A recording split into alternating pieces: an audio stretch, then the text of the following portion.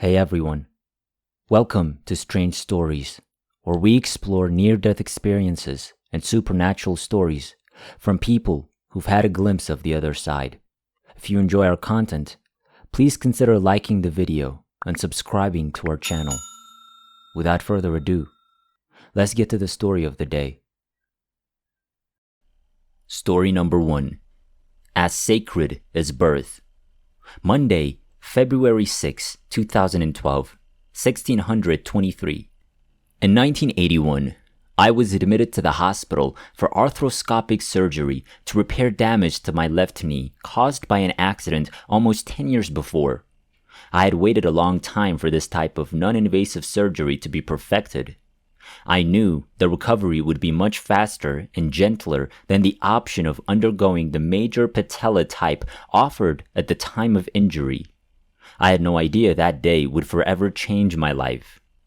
I felt extremely cold and began to shake while lying on the gurney, waiting in the hall before entering the surgical suite. This was probably due to nerves and the pre-op drug. When they wheeled me in, one of the surgery nurses noticed I was shivering and wrapped 2 warm blankets around me to keep the cold at bay. My body relaxed as a result of the warmth, and I fell asleep. I thought the next thing I remembered was waking up in recovery. I overheard the nurses and doctors discussing the patient they were working on, and I found myself paying attention to what was going on. I didn't realize at the time that they were referring to me. I tried to get their attention, but they couldn't hear me for some reason.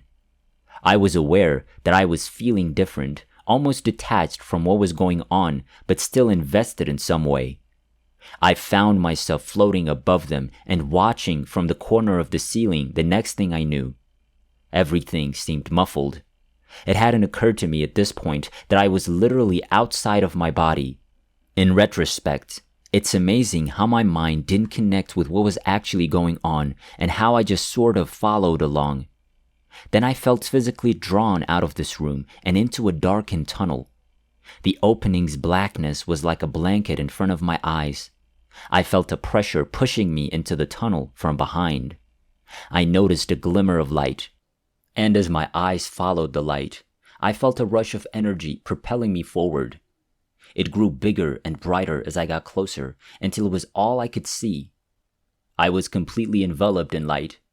As I stood there, the light gradually parted, revealing 2 rows of hooded beings in long robes resembling monks lined up in front of me. I moved between them, as if floating forward. One of them approached me and spoke to me. As I turned to face this being, I felt a male presence. Inside this hood, there was no face to be seen, only darkness and energy. I could hear his voice and words, which appeared to be more energetic than vocal. It was as if we were communicating internally. There was an understanding about our communication style. At this point, I was overcome by the overwhelming feeling of unconditional love that surrounded me. It was as if all of the hooded ones were sending love my way. For the first time in my life, I felt completely cherished on a level I had no idea existed. I was at home. This is what I'd been looking for. This was a desire to connect. I knew I didn't want to leave this bliss and joy that I'd been given. At that exact moment, I was feeling complete. I heard him say, "It's not your time. You must return. Your child requires your assistance." I was taken aback. How could you expect me to leave my house? I had only recently discovered it. "I want to stay," I begged. I was then reminded that I had a 6-year-old daughter who needed me as her mother, that I was divorced, that both of my parents had died, and that I didn't trust my ex-husband or my sister to care for her. Despite these factors, I desired to remain in the open. I couldn't bear the thought of leaving this blissful state and returning to my body. I adored my child and would have given my life for her, but I couldn't let go of these divine feelings. At that point, I began to consider the options for my daughter's life and how they might affect her. I was immediately returned to my body. My next awareness was slowly waking up in my hospital room, groggy and foggy-headed. My sister expressed concern because I'd been in recovery for much longer than expected. She was informed that there was much more damage to be repaired. I was in recovery for 3 hours longer. Surprisingly, they wanted me up and walking around on crutches that night. My roommate, who had a similar procedure with much less repair work, was in excruciating pain. I appeared to be fine with only a small amount of pain medication. I returned home the next day and was on crutches for the next 6 weeks. I was unaware of what had happened to me for a long time after my NDE. I knew nothing about near-death experiences and had no one to talk to about them. I only knew I'd been forever changed and that nothing would ever feel the same again. The memories began to resurface through flashbacks and dreams. When I remembered the feelings I'd had, I knew I had to go back and recreate them in some way. I found a wonderful mentor who taught me how to connect with my heart from within. I sought out teachers to assist me in returning to the connections I'd made during my near-death experience, knowing that they would help me grow my new awareness. I'd always been somewhat intuitive, but my psychic abilities were now skyrocketing. I was turning into an empath. Just being around people allowed me to pick up on their stories. I could feel their anguish. I was having visions and began channeling and writing automatically. I developed clairsentience, clairaudience, and clairvoyance.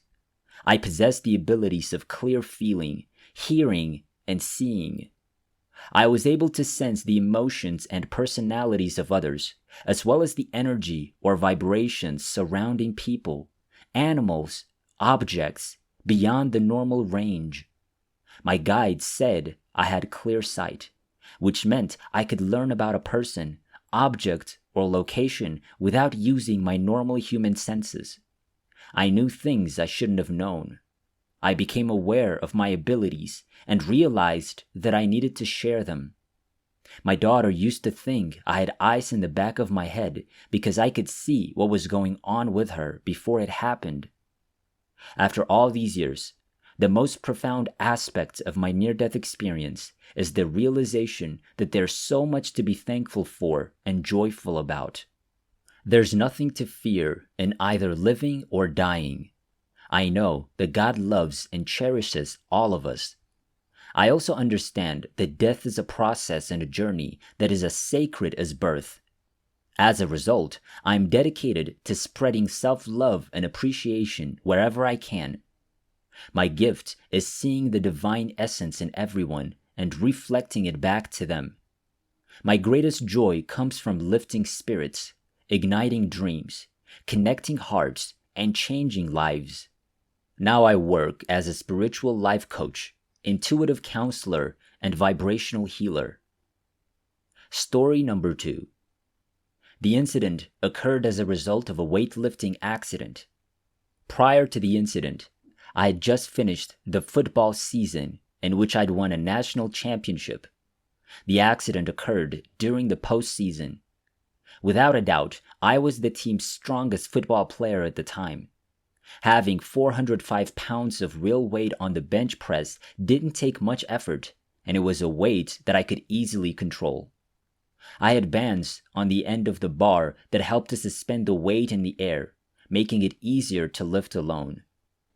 While I was resting beneath the bar in between sets, a man passed by carrying dumbbells and lost his footing, falling into my bar. The bar then fell on my forehead, breaking my sinus cavity.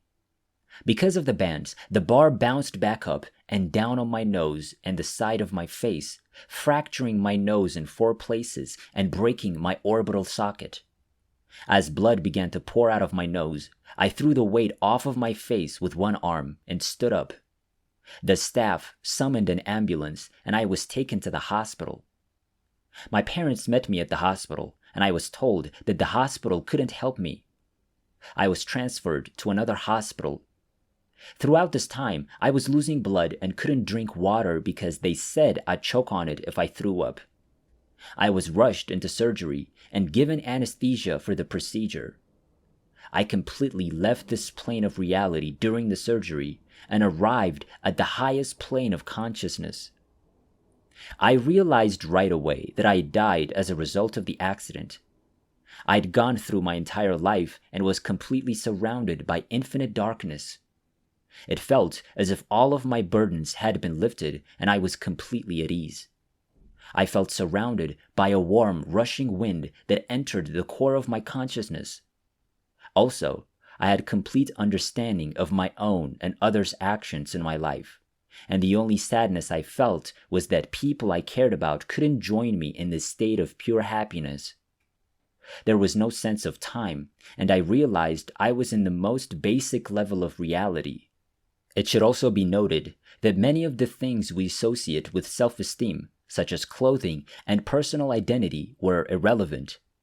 My individual self was no longer bound by the confines of the body vessel, and I could move through this vast darkness solely by will. In the dark, I felt like I was being drawn towards something much bigger than myself.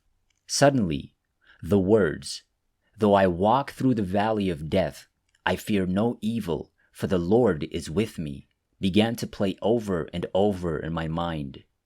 Because I had no sense of time, everything seemed to happen at once.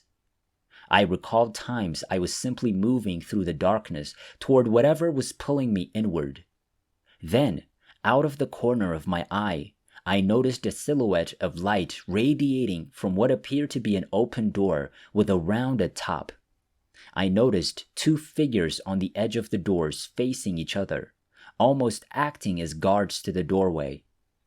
As I approached the illuminated doorway, a thunderous male's voice echoed throughout the darkness and told me, "Nicholas, it is not your time."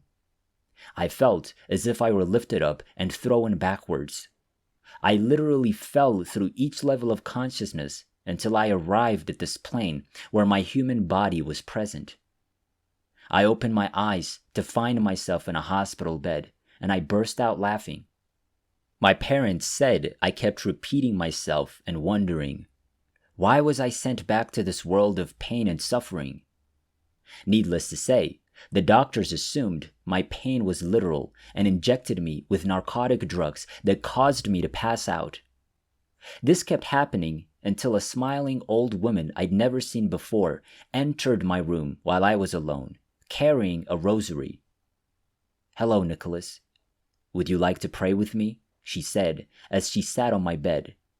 I responded unequivocally. We started praying the Our Father prayer, and when we finished, I asked if we could pray a Hail Mary. I asked her where she was from after we finished, and she told me. It's worth noting that she was born in a town where my grandfather was born and where my family relocated when they came to America. My phone started vibrating, so I glanced over for a split second. When I returned my focus to the woman, she was gone and my door was shut.